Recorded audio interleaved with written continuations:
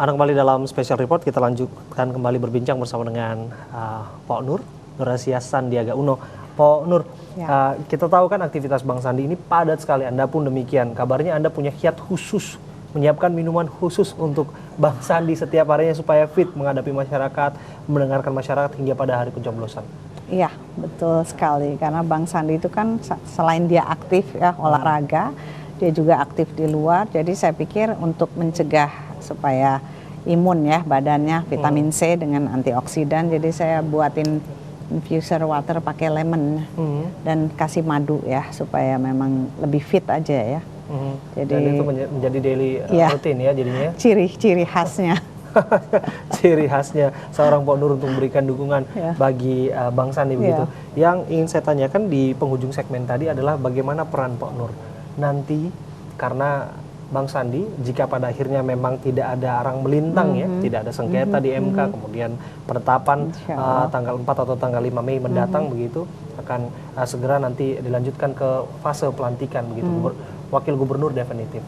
Anda pun nanti akan berbagi peran untuk membangun Jakarta, utamanya anak-anak dan perempuan. Seperti apa komitmen Pak Nur? Ya, terutama kita harus merajut Jakarta ya, warga Jakarta harus bersatu ya.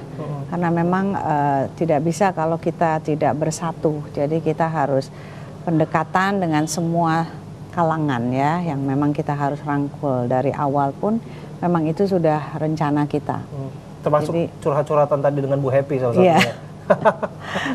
Jadi nggak ada untungnya juga ya kalau keributan buat kita. Kadang-kadang memang kita memang kalau yang satu api ya kita jadi airnya, jadi harus jadi penyejuk. Alhamdulillah sih so far sampai saat ini memang saya dan Bang Sandi mungkin punya kesamaan yang memang di mana kita itu paling nggak suka dengan keributan, paling nggak suka dengan sesuatu yang negatif. Jadi kita saling mengingatkan dan kita harus berusaha ya, memang yang selama ini warga dambakan, masyarakat impikan, itu semua harus kita wujudkan ya. Mudah-mudahan dengan adanya gubernur yang nanti bisa menyatukan Jakarta yang lebih baik. Yang lebih baik. Ya. Tentu saja banyak anggapan juga di luar sana bahwa pilkada belum usai, masih ramai. Betul. Ini justru awal perjuangan. Iya, betul sekali. Jadi memang PR kita banyak sekali, harus membuktikan sekali, dan kita sampai sekarang memang sudah dipersiapkan ya, bahkan dengan untuk pemberdayaan perempuan, untuk anak-anak. Memang salah satu program Bang Sandi itu adalah perempuan dan anak-anak. Jadi kalau suatu negara perempuannya benar, otomatis negara itu akan benar, jadi semuanya seperti connecting ya. Ya, insya Allah memang kita sudah menyediakan program OKOC itu yang dimana ibu-ibu di rumah, ibu rumah tangga tuh bisa juga melakukan bisnis walaupun mereka berada di rumah. Kabarnya Pak Nur yang nanti akan penggiat dan aktor utama nanti di sana. Ibu-ibu PKK ya, insya Allah memang dari kunjungan warga pun itu yang kita selalu bawa pelatihan ya. Nanti makanya OKOC itu adalah one kecamatan, one center. Jadi memang itu sudah program kita yang akan kita jalankan. Sekarang sudah mulai ya, alhamdulillah sudah banyak surprise ya. Maksudnya waktunya belum berapa bulan sudah banyak sekali yang banyak ikut. Yang ingin terlibat ya. Sudah alhamdulillah. Baik. Nah, Pak Nur ini kan setelah menjabat nantinya, exposure media akan menyorot keluarga ini. Gitu. Siap tidak dalam segala aspek?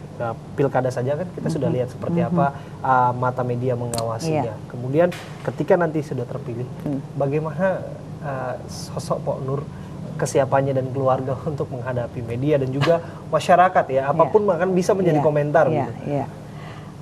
Ya tadi yang saya bilang, kalau kita menanam kebaikan, insya Allah kita memetiknya juga kebaikan. Jadi buat saya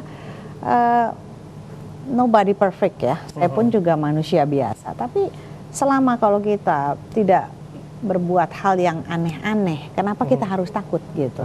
Ya, jadi saya positif aja. selalu saya menanggapinya ya kalau memang kita nggak ada masalah, kenapa kita harus dipermasalahkan gitu loh. Jadi santai aja gitu loh. Walaupun ada pepatah mengatakan ya, anjing menggonggong kafilah berlalu. Ya itu buat saya gosip is a gossip itu kan, seperti ya. Oke. Dan akankah segera mengajukan nota protes ke Bang Sandi yang nanti waktunya akan semakin banyak ke masyarakat dan berkurang ke keluarganya? Itu udah konsekuensi yang tadi saya bilang. Tapi bagaimana bisa Bang Sandi quality time, di mana saya sebagai ibu rumah tangga, saya harus bisa mengurus urusan yang memang bidang saya. Ya Bang Sandi, ya saya harus tetap support karena memang ini adalah bagian dari komitmen kita. Ya. Baik. Nampaknya memang apa yang kita saksikan saat ini ya Bang Sandi, fokus untuk berkampanye, fokus untuk mendengarkan isi hati masyarakat. Pernah tidak sih ada curhatan dari Sulaiman misalnya paling kecil, papa kemana, atau kemudian yang paling sulung yang sekarang kuliah di luar negeri, kemudian nanyain gimana kondisi di rumah? Betul, yang paling sulung itu alhamdulillah karena paling besar ya, jadi dia lebih dewasa. Saya seneng banget karena justru si kakak ya kita panggilnya. Kakak cara berpikirnya justru lebih matang ya, karena dia sangat membantu Bang Sandi banget untuk mensupport bapaknya, di mana Bang Sandi itu jadi bisa lebih pede lah kalau kakak yang memberikan dukungan, doa ya tentunya, dengan dia justru sekarang lebih rajin sekolahnya, dengan dia tunjukkan ke bapaknya kalau saya harus seperti papa gitu, karena dia tahu bapaknya tuh pekerja keras. Alhamdulillah dari dulu memang karena murid-murid teladan, pegawai-pegawai teladan. Jadi saya selalu kasih tahu ke anak-anak tuh, iya tapi kan kita bukan papa mah, kita nggak sepinter papa, enggak. Papa itu memang rajin, tapi do your best saya bilang.